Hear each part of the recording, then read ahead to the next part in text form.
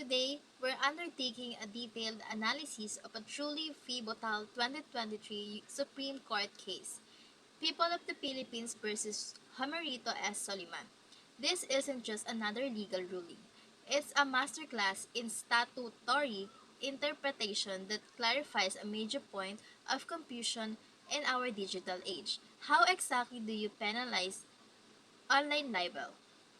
For years, since the passage of the Cybercrime Prevention Act of Republic Act 10175 in 2012, there's been a burning question. Does its provision for a 1 degree higher penalty mean mandatory imprisonment for online defamation, or do judges still have the discretion to impose just a fine?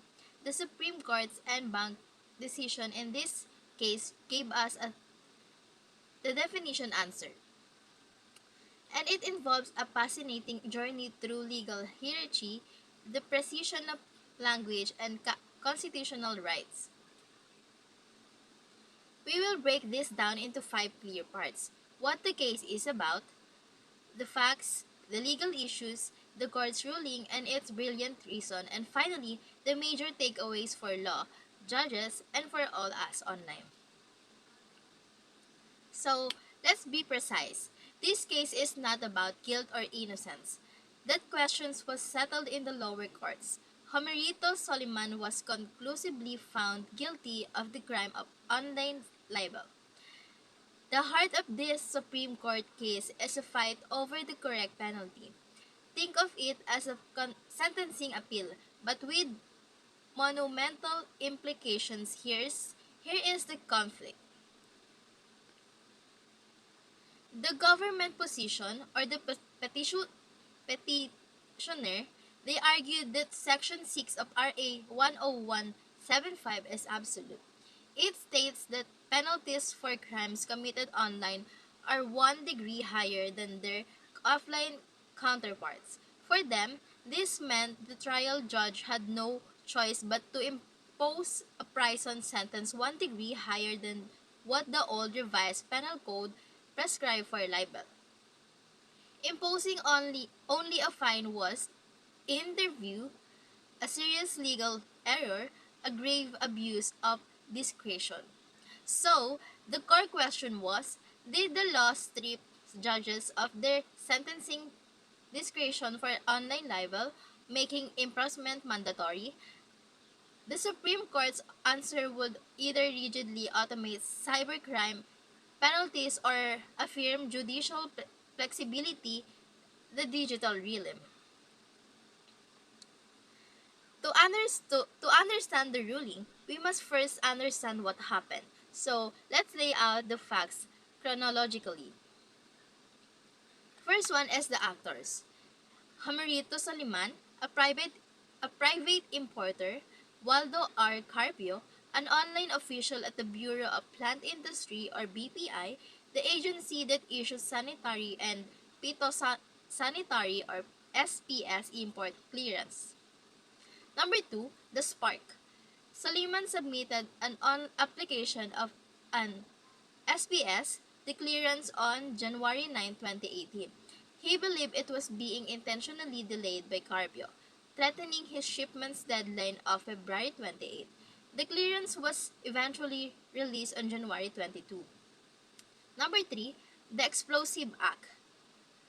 The next day, January 23, 2018, Soliman took to this public Facebook account. In a lengthy, impassioned post, he directly named and attacked Waldo Carpio. Let's look at some of the key accusations from the post, as quoted in the case. He used profanity and called for Carpio's removal. He accused Carpio of being the one nag-iipit or pinching his papers. He alleged Carpio was not following the 3-day release mandate. He strongly insinuated backdoor activities and corruption, asking sino ngayon ang financer ng troll. He tagged high-level officials including President Duterte to amplify his complaint.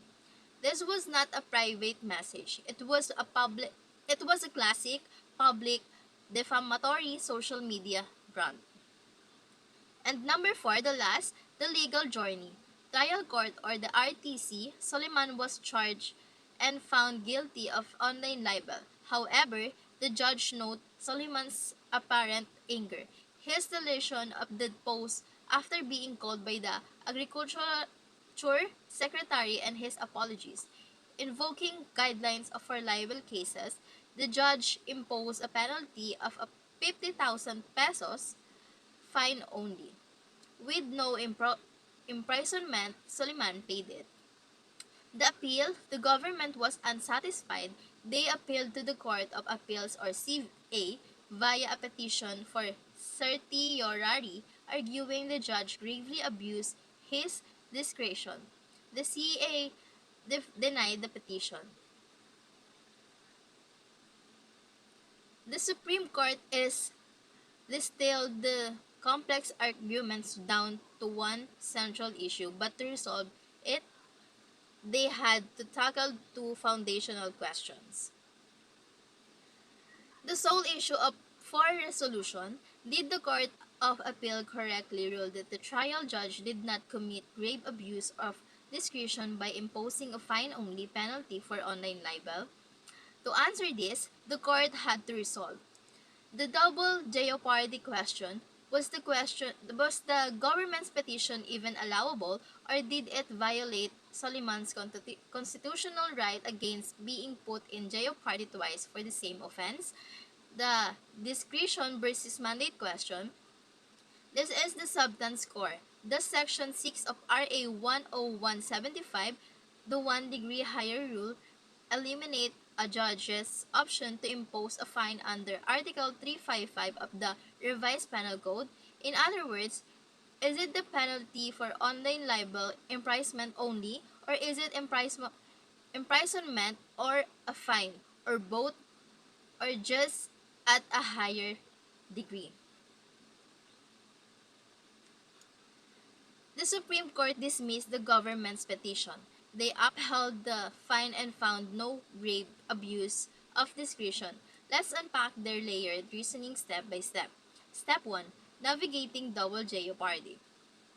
The court provided a nuanced ruling here. They stated that if a trial court's judgment is valid and within its jurisdiction, the government cannot appeal to increase the penalty. That would violate double jeopardy. However, a certiorari petition claims the lower court and act without jurisdiction due to grave abuse. So, the court had to first check if the RTC's penalty was a valid exercise of discretion. Since they ultimately found it was a valid, altering the penalty now would offend double jeopardy. This was a procedural green light to examine the substances. Step 2. The semantics of OR. The heart of the matter. The government argued Section 6 of the Cybercrime Law superseded the old libel law. The Supreme Court said no. They engaged in exquisite statutory interpretation. Step 3. Fines can have degrees too. The mathematical precision. Here's the knockout blow to the government arguments. The prosecution accused assumed 1 degree higher applied only to prison terms. The court corrected this by citing Article 75 of the Revised Penal Code. So, what are the major implications of this discussion? Judicial discretion is paramount. The cyber law did not create robotic mandatory imprisonment for online speech crimes. Judges retained the critical duty to weigh circumstances, motive, and remorse. Harmonization over replacement. The ruling is a masterpiece in harmonizing old and new laws. Clarity for the legal community. The Supreme Court provided a clear, calculable formula for one online fines. A powerful reminder on social media for the public, It reinforces that online platforms are not lawless zones. A public post can be libels, a criminal act. And last, the precision of legal language. It's a lesson in careful reading and logical reasoning. In conclusion, People vs. Soliman is more than a case about a Facebook post. It's a definitive statement that as our lives migrate online, our legal principles must adapt with care, precision, and a steadfast commitment to balance justice, not just heightened severity. It affirms that in the digital age, context and judicial wisdom still matter.